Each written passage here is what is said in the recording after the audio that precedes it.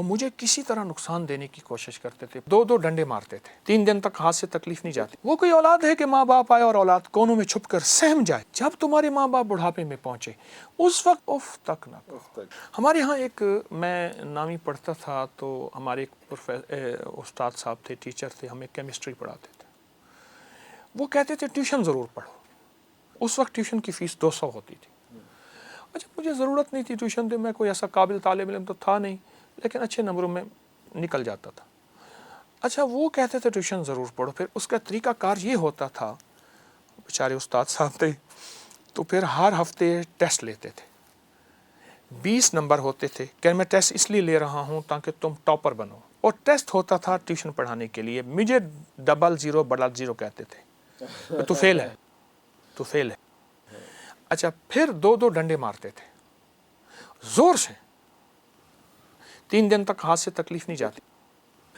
اب مجھے پتا تھا کہ ان کا میں نام نہیں لیتا، پتا تھا کہ انہوں نے مارنا ہے۔ میں نے سانس روک کے یا عزیزو پڑھ لینا ہے۔ جب ایسے گیا ایسے کرتے تھے، اچھا اچھا اچھا، 2 انڈے لیتا ہے 00 اور ٹاپر بنتا ہے، اچھا میں تجھے بعد میں پوچھوں گا، جا میں تجھے بعد میں پوچھوں گا، آج تک پوچھا ہی نہیں۔ اور اللہ کا فضل ہے وہ خطرہ ٹل جاتا تھا اور مجھے مار نہیں پڑی۔ اس کا بنیاد میری قابلیت نہیں، اس نام کی طاقت، یا عزیز و 40 بار کمال، بہت زیادہ۔ میرے ایک پرنسپل تھے، تو میں کو ایجوکیشن میں پڑھتا تھا، جب میں کچھ تھوڑا سا میڈیکل میں پڑھتا تھا، تو وہ مجھ سے کسی بات پہ ناراض ہوئے کہ تم فری کیوں نہیں ہوتے وغیرہ وغیرہ۔ میں کہا سر میرے مرشد نے مجھے زندگی، 17.5 سال کا تھا تو مرشد کے ہاتھ آ گیا۔ اچھا تو پھر وہ ناراض ہوتے تھے، وہ مجھے کسی طرح نقصان دینے کی کوشش کرتے تھے، پرنسپل۔ تو میں نے پرنسپل کا تصور کر کے 40 بار یا عزیزو پڑھنے کا مزاج بنا لیا۔ اچھا پرنسپل کبھی کبھی نا اچانک کلاس میں آ جاتے تھے، تو ٹیچر اٹھ جاتے تھے، پروفیسر ہمارے اٹھ جاتے، تو ہم پھر پرنسپل ہمارے جو ہیں وہ کلاس پھر لینا شروع کر دیتے تھے۔ تو کلاس لیتے ہوئے انہیں، وہ اصل میرے لیے آتے تھے کہ کوئی بہانہ ایسا ہو کہ اس کو بے عزت کروں، تو پھر دیکھتے تھے طارق تجھے میں جانتا ہوں، تو کرتا ہوں، تجھے بس یہ بتا دوں کہ تو بس میری نظر میں ہے، بس اتنا ہوتا تھا۔ میں کہ سر بالکل آپ کی نظر میں، اور میرے دل میں تھا کہ میں اللہ کی نظر میں۔ یا عزیز، والدین نے اولاد کو 2 چیزیں نہیں دی، احترام نہیں دیا، اولاد کو احترام۔ میرے آقا نے فرمایا اپنی اولاد کو احترام دو، اکرم اولادکم، اولاد کا اکرام کرو۔ ایک، دوسرا وقت نہیں دیا، اور وقت یاروں کو، دوستوں کو، محفلوں کو، ٹی وی پہ، موبائل پہ، اولاد کو وقت نہیں دیا، اولاد کو احترام نہیں دیا۔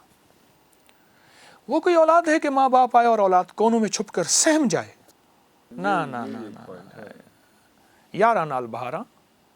اولاد کسے دوستی ہوتی ہے، اولاد سے محبت، اور اولاد کو وقت دیں، اور اس وقت اولاد کو وقت دیتے ہوئے میں شیخ الوظائف نہ ہوں، میں پیر صاحب نہ ہوں، ٹھیک، اولاد کو محبت دیں، اولاد کی سنیں، اولاد کو وقت دیں۔ اور دوسرا، اولاد میں صفات منتقل والدین کی ہوتی ہیں، وہ صفات اپنے اندر پیدا کریں، وہ منتقل ہوتی۔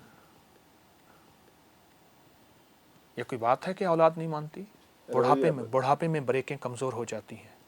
اس لیے قرآن میں اللہ جل شانہ نے فرمایا جب تمہاری ماں باپ بڑھاپے میں پہنچے، یہ نہیں فرمایا قرآن میں جب جوانی میں پہنچے، جب تمہارے ماں باپ بڑھاپے میں پہنچے اس وقت اتنی برداشت کرو کہ اف تک نہ کہو۔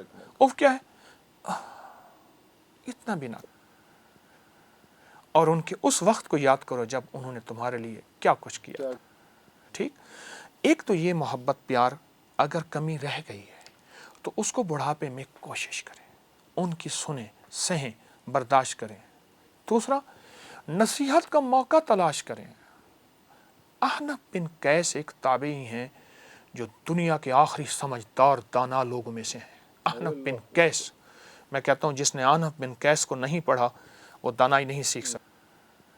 وہ کہتے ہیں میں نے اپنی اولاد کو احترام دیا، اولاد نے مجھے احترام دیا۔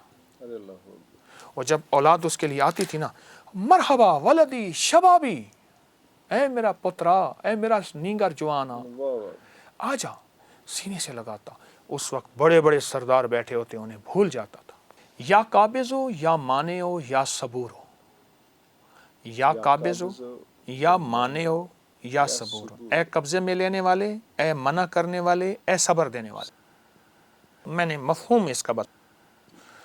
ایک تسبیح ان کا تصور سخت کر کے، شوہر ہے بیوی، بیوی ہے شوہر، اولاد، کیس زیادہ ذرا سنجیدہ ہے تو پھر اس کو کثرت سے بھی پڑھ سکتے ہیں. یا قابض ہو یا مانع ہو یا صبور ہو، سخت تصور کر کے اولاد کا ایک. اور دوسرا، جب اولاد سو رہی ہو تو ایک بار سورۃ فاتحہ پڑھیں. اور جب پہنچے نا اہدنا الصراط المستقیم پر، اس کو پھر بہت زیادہ ان کا تصور کر کے دہرائیں دہرائیں دہرائیں، اتنا کہ آپ وجد اور وجدان میں آ جائیں اور آپ کے لوں اور رواں کھڑا ہو جائے. اور پھر اس کے بعد سورت کو پورا کر دیں، ان پہ پھونک مار دیں اچھی طرح فرما برداری کے لیے. ایک صاحب سے کہنے لگے کہ میرے پاس ایک بندہ آیا، کہہ رہی جی بچہ ہر وقت بیمار رہتا ہے، چچڑا ہے، الجھتا ہے، لڑتا ہے، یہ کرتا ہے. وہ کہنے لگے، میں نے پوچھا کہ تیرے بچے کا نام کیا ہے؟ اس نے کہا جی میرے بچے کا نام ہے المان، الف لام میم الف ما نون. اب علم عین سے آئے جھنڈا عربی میں، ٹھیک ہے.